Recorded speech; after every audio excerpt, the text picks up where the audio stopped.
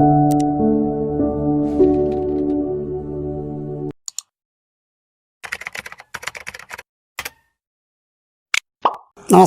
PK മീഡിയയുടെ stories ചാനലിലെ ഒരു പുതിയ വീഡിയോയിലേക്ക് അവർക്കും ഹൃദ്യമായ സ്വാഗതം.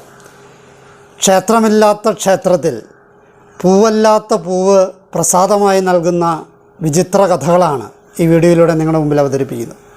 കണ്ണൂർ ജില്ലയുടെ കിഴക്ക് വയനാട് ജില്ലയോട് ചേർന്നാണ് കൊട്ടിയൂർ എന്ന സ്ഥലം. വളപട്ടണം പുഴയുടെ കൈവഴിയായ ബാവലിപ്പുഴ കൊട്ടിയൂരിനെ രണ്ടായി മുറിച്ചു മാറ്റി പോവുകയാണ്. പുഴയുടെ തെക്കു ഭാഗത്താണ് ഇക്കര കൊട്ടിയൂർ ക്ഷേത്രം. അവിടെ സ്ഥിരമായ ഒരു ക്ഷേത്രമുണ്ട്. വടക്കു ഭാഗത്താണ് അക്കര കൊട്ടിയൂർ ക്ഷേത്രം. വൈശാഖ ഉത്സവം നടക്കുന്ന അക്കര കൊട്ടിയൂർ ഉത്സവകാലത്തേക്ക് മാത്രമായി ക്ഷേത്രം കെട്ടിയുണ്ടാക്കും. അത് താൽക്കാലിക ക്ഷേത്രമാണ്. ഉത്സവകാലത്ത് ഇക്കര കൊട്ടിയൂർ ക്ഷേത്രത്തിൽ പൂജകളുണ്ടാകില്ല. ഇവിടുത്തെ ഉത്സവത്തിന് ചില പ്രത്യേകതകളുണ്ട്. ഇവിടെ അതായത് അക്കര കൊട്ടിയൂർ ക്ഷേത്രത്തിൽ ഉത്സവത്തിൽ താടിയാണ് പ്രസാദം. ഈ താടിയെ വിളിക്കുന്നത് ഓടപ്പൂ എന്നാണ്. പക്ഷേ ഇത് പൂവല്ല, പ്രകൃതിയോട് വളരെ ചേർന്ന് നിൽക്കുന്ന ഒരു ഉത്സവമാണ്. ഒരുപാട് പ്രത്യേകതകൾ ഇവിടുത്തെ ഉത്സവത്തിനുണ്ട്. ഒരുപാട് ജാതിക്കാർക്ക് ആചാരപരമായി ചടങ്ങുകളുള്ള ഉത്സവമാണ്.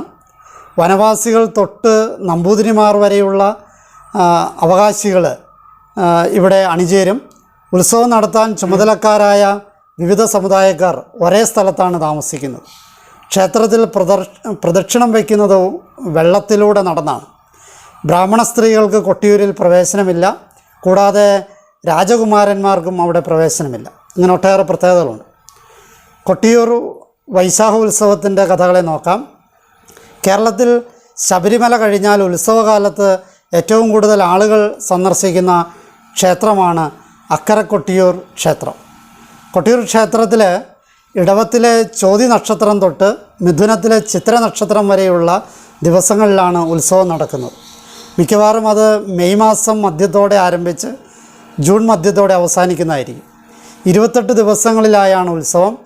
ഭണ്ഡാരം എഴുന്നള്ളത്ത് നാൾ മുതൽ ഉത്രാടം നാൾ വരെ ദേവന്മാരുടെ ഉത്സവം, തിരുവോണം മുതൽ ആയില്യം വരെ മനുഷ്യരുടെ ഉത്സവം, മകം മുതൽ ഭൂതഗണങ്ങളുടെ ഉത്സവം എന്നതാണ് വിശ്വാസം.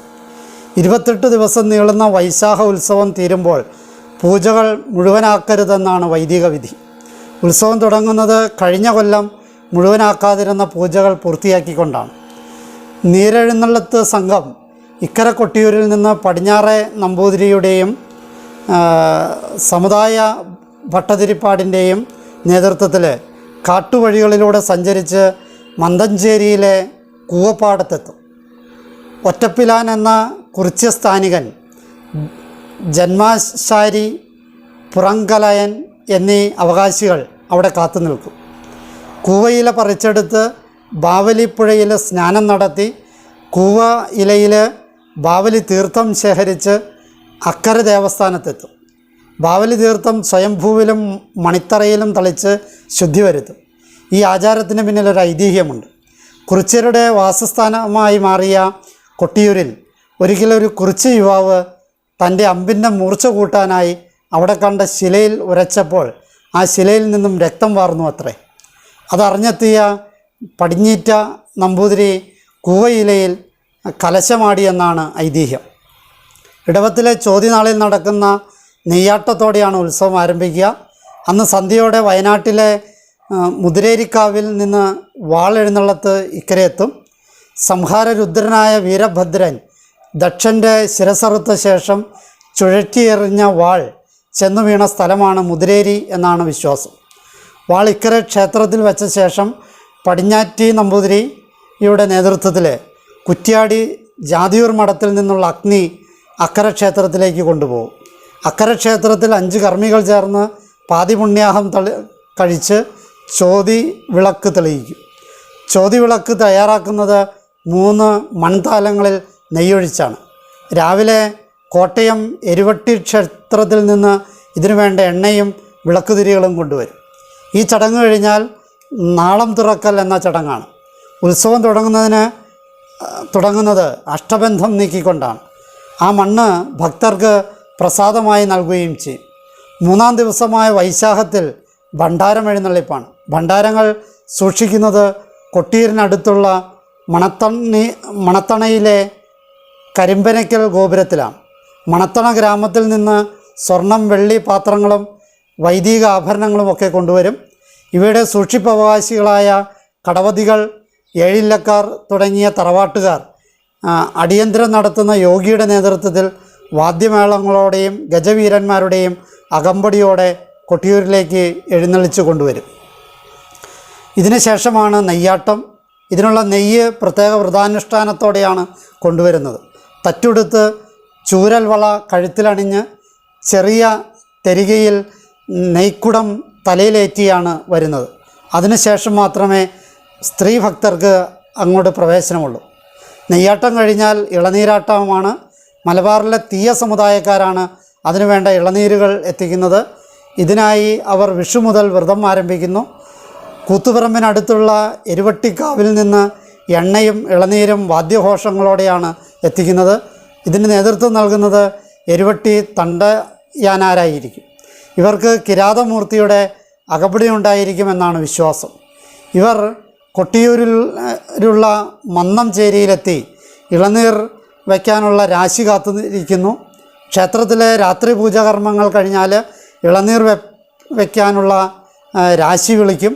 അതോടെ ഭക്തന്മാർ സ്വയം മറന്ന് ഇളനീർ കാവോടുകൂടി വാവേലിപ്പുഴയിൽ മുങ്ങി ക്ഷേത്രത്തിലേക്ക് ഓടുന്നു. ആ ദിവസം ഭക്തർ ആയിരക്കണക്കിന് ഇളനീരുകൾ ശിവലിംഗത്തിന് മുമ്പിൽ സമർപ്പിക്കും. അതിൻ്റെ പിറ്റേ ദിവസം മേൽശാന്തി ഇളനീർ ശിവലിംഗത്തിനു മേൽ അഭിഷേകം ചെയ്യും. ഇത് ഇളനീരാട്ടം എന്നാണ് അറിയപ്പെടുന്നത്. ഉത്സവം തുടങ്ങി ആദ്യ 11 ദിവസം ശിവൻ കോപാകുലനായിരിക്കും. കോപം തണുക്കാൻ നീരഭിഷേകം, ഇളനീരഭിഷേകം, കളഭാഭിഷേകം എന്നിവ നിർത്താതെ ചെയ്തുകൊണ്ടിരിക്കും.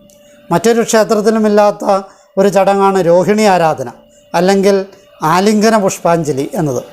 വിഗ്രഹത്തെ കുറുമാത്തൂർ വലിയ നമ്പൂതിരിപ്പാട് ശൈവ സാന്ത്വനത്തിനായി പുഷ്പവൃഷ്ടി നടത്തി ആലിംഗനം ചെയ്യും.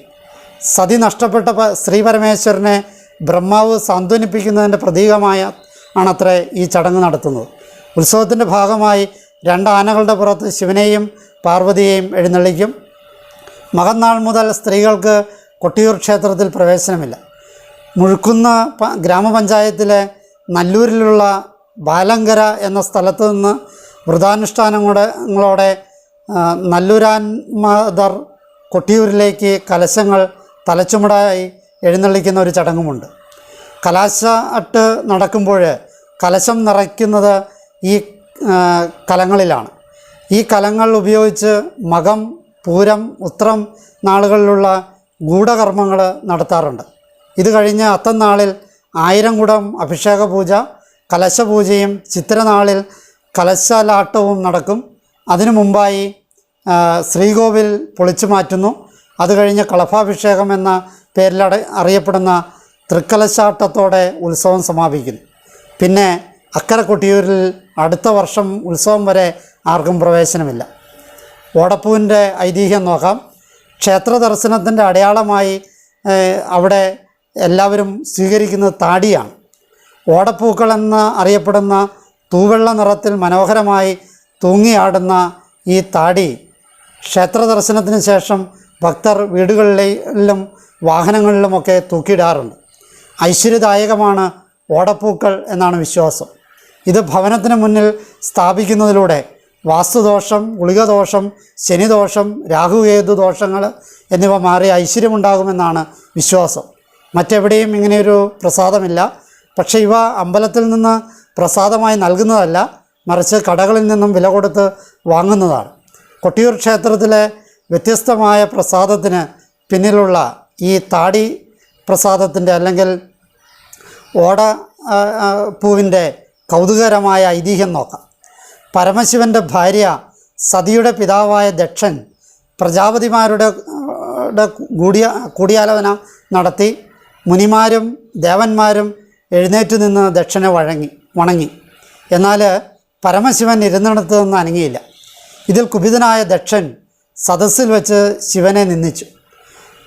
ദേവന്മാരോടൊപ്പം യാഗപ്രസാദം കഴിക്കുന്നതിൽ നിന്നും ദക്ഷൻ ശിവനെ വിലക്കി.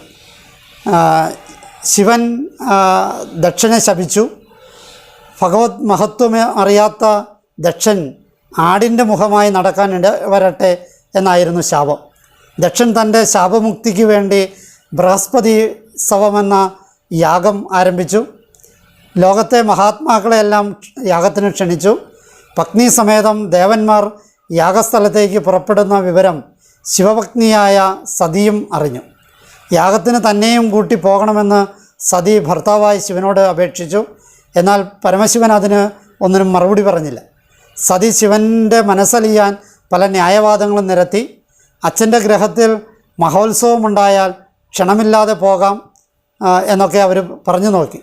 പ്രജാപതിമാരുടെ സത്രത്തിൽ വെച്ച് നിൻ്റെ അച്ഛൻ എന്നെ ആക്ഷേപിച്ചില്ലേ, അതൊന്നും ഞാൻ നിന്നോട് പറഞ്ഞിട്ടില്ല.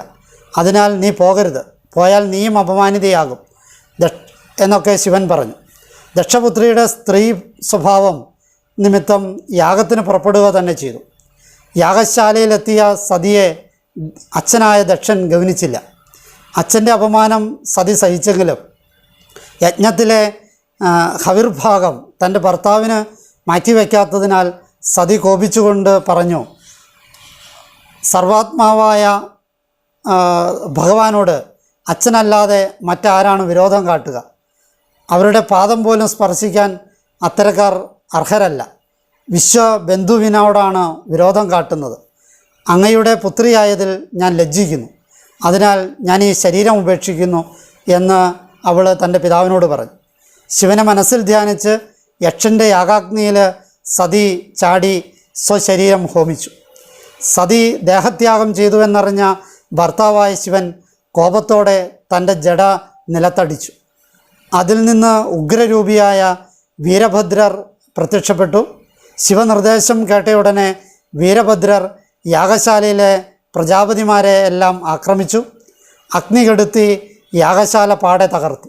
ഒടുവിൽ യജ്ഞാചാര്യൻ ആയിരുന്ന ഭൃഗുമുനിയുടെ താടി പറിച്ചെടുത്ത് എറിഞ്ഞു. ബാവലിപ്പുഴക്കരെ കൊട്ടിയൂരിലെ തിരുവഞ്ചിറയിലാണത്രേ താടി ചെന്ന് പതിച്ചത്. ദക്ഷൻ്റെ ശിരസ്സറുത്ത് ശിവൻ താണ്ഡവ നൃത്തമാടി. ദേവന്മാരും ഋഷിമാരും ബ്രഹ്മവിഷ്ണുമാരും ശിവനെ സമീപിച്ച് ശാന്തനാക്കി. ദക്ഷൻ്റെ തല അതിനിടയിൽ ചിതറിപ്പോയതിനാൽ ആടിൻ്റെ തല ചേർത്ത് ശിവൻ ദക്ഷനെ പുനർജീവിപ്പിച്ചു. അങ്ങനെ യാഗം പൂർത്തിയാക്കി. പിന്നീട് ആ പ്രദേശം വനമായി മാറി. വീരഭദ്രൻ പറിച്ചെറിഞ്ഞ ഭൃഗുമുനിയുടെ താടിയാണ് ഓടപ്പൂവായി മാറിയതെന്നും അതല്ല ദക്ഷൻ്റെ താടിയാണ് ഓടപ്പൂവായി മാറിയതെന്നും രണ്ട് സങ്കല്പങ്ങളാണ് നിലനിൽക്കുന്നത്. ഓടപ്പൂ നിർമ്മാണത്തെ നോക്കാം. വയനാടൻ മലനിരകളിൽ നിന്നാണ് ഓടപ്പൂവിന് വേണ്ട ഈറ്റ ശേഖരിക്കുന്നത്. ഓടപ്പൂ വിതരണം ചെയ്യാൻ ദേവസ്വത്തിൻ്റെ കീഴിലുള്ള സ്റ്റാളുകൾക്ക് പുറമെ വേറെയും പ്രൈവറ്റ് സ്റ്റാളുകളും ഉണ്ടാകും. ഓടപ്പൂവിൻ്റെ നിർമ്മാണത്തിലുമുണ്ട് പ്രത്യേകത. പാകത്തിന് മുറിച്ചെടുത്ത ഈറ്റ വെള്ളത്തിലിട്ട് ചതച്ച് കമ്പി ചീർപ്പ് കൊണ്ട് ചീകിയെടുക്കുകയാണ്. വീണ്ടും വെള്ളത്തിലിട്ട് സംസ്കരിച്ചതിന് ശേഷമാണ് ഓടപ്പൂവാക്കി മാറ്റുന്നത്. ഓടപ്പൂ നിർമ്മാണത്തിലൂടെ ഉത്സവകാലങ്ങളിൽ ജോലി ലഭിക്കുന്നത് 1000-ലധികം പേർക്കാണ്. കൊട്ടിയൂർ, വയനാട് വനാതിർത്തികളിൽ നിന്നാണ് പ്രധാനമായും ഓടപ്പൂക്കൾക്ക് ആവശ്യമായ ഓടകൾ അഥവാ ഈറ്റകൾ സമാഹരിക്കുന്നത്. ഉത്സവകാലങ്ങളിൽ വനം വകുപ്പ് നൽകുന്ന പ്രത്യേക അനുമതിയോടെയാണ് ഈറ്റ വെട്ടി എടുക്കുന്നത്. കൊട്ടിയൂർ ക്ഷേത്ര പരിസരത്തായി പാതയോരങ്ങളിൽ സ്റ്റാളുകളിൽ ഓടപ്പൂക്കൾ ലഭ്യമാണ്. 50 രൂപ മുതൽ വലിപ്പമനുസരിച്ച് 150 രൂപ വരെയാണ് ഓടപ്പൂവിൻ്റെ സാധാരണ വില. ക്ഷേത്രത്തിൻ്റെ കാര്യങ്ങളെ നോക്കാം. മണിത്തറയും വെള്ളത്തിലും കരയിലുമായി കെട്ടിയുണ്ടാക്കുന്ന പർണശാലകളും കുടിലുകളും ചേർന്നതാണ് താൽക്കാലിക അക്കരെ ക്ഷേത്ര സമുച്ചയം. ബാവലിയിൽ നിന്ന് കിഴക്ക് ഭാഗത്തുകൂടെ ഒഴുകി വരുന്ന വെള്ളം ക്ഷേത്രമുറ്റമായ തിരുവഞ്ചിറയെ വലം വെച്ച് പടിഞ്ഞാറോട്ടൊഴുകി ബാവലിയിൽ തന്നെ ചെന്നു ചേരും. ബാവലി പുഴയിലെ കല്ലുകളും മണ്ണും കൊണ്ടാണ് മണിത്തറ ഉണ്ടാക്കുന്നത്. ദേവീ സാന്നിധ്യമുള്ള അമ്മാറക്കല്ലുമുണ്ട്. ഉത്സവകാലത്ത് 34 താൽക്കാലിക ഷെഡുകൾ കെട്ടും. അമ്മാരക്കല്ലിന് മേൽക്കൂരയില്ല, ഒരു ഓലക്കുട മാത്രമാണുള്ളത്. തിരുവഞ്ചിറയിലെ ശയനപ്രദക്ഷിണം പ്രത്യേകതയുള്ളതാണ്. മുട്ടൊപ്പം വെള്ളത്തിലൂടെ കണ്ണുകെട്ടിയാണ് ശയനപ്രദക്ഷിണം നടത്തുന്നത്. രാപകൽ ഒരുപോലെ വിറകരിയുന്ന കൊട്ടിയൂർ ക്ഷേത്രത്തിലെ തിരുവടുപ്പുകളിൽ നിന്നും ഉള്ള ചാരം നിത്യവും ശിവഭൂതങ്ങൾ നീക്കം ചെയ്യുന്നുണ്ടെന്നാണ് പരമ്പരാഗതമായ വിശ്വാസം. ഒത്തിരിയേറെ ഐതിഹ്യങ്ങളും വ്യത്യസ്തമായ ആചാരങ്ങളുമുള്ള ഈ കഥകൾ നിങ്ങൾക്ക് ഇഷ്ടപ്പെട്ടു എന്ന് വിചാരിക്കുന്നു. എന്നെ ശ്രവിച്ച നിങ്ങൾക്ക് നന്ദി. നല്ല നമസ്കാരം.